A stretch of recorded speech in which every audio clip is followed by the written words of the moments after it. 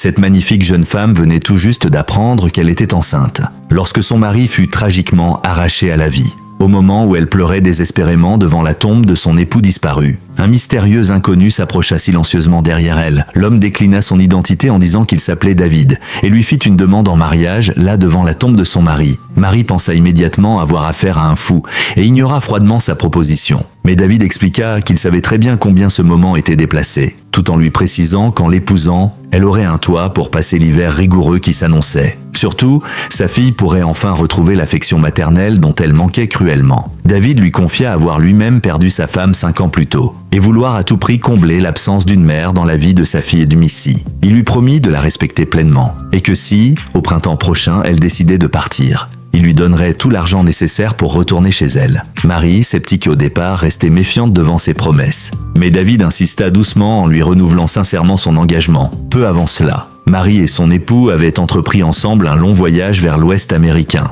Les paysages verdoyants et les ruisseaux cristallins leur donnaient tant d'espoir pour une nouvelle vie. Mais hélas, le destin avait décidé autrement. Dès le lendemain, son mari fit une chute mortelle à cheval, les séparant ainsi pour toujours. Non seulement elle portait désormais la douleur immense de perdre l'être aimé, mais elle devait aussi faire face au manque cruel de nourriture et à un abri insuffisant pour affronter l'hiver glacial. Le prochain chariot qui retournerait en ville ne passerait que le printemps suivant, pour assurer la survie de l'enfant qu'elle portait. Marie finit par accepter l'offre inhabituelle de David. Cependant, à peine arrivée chez David, elle fut témoin d'une violente bagarre entre Missy et un garçon du voisinage. Cette scène éveilla chez elle une angoisse profonde et lui donna soudain envie de tout abandonner. Mais la voisine lui rappela avec fermeté que survivre seule dans ces conditions serait impossible. Si elle ne pensait pas à elle-même, elle devait au moins penser à l'enfant qu'elle portait en elle. Sans autre alternative, Marie fut donc contrainte d'épouser cet homme qu'elle connaissait à peine, malgré tous ses doutes et ses réticences. Ainsi, le destin de Marie prit un nouveau tournant décisif.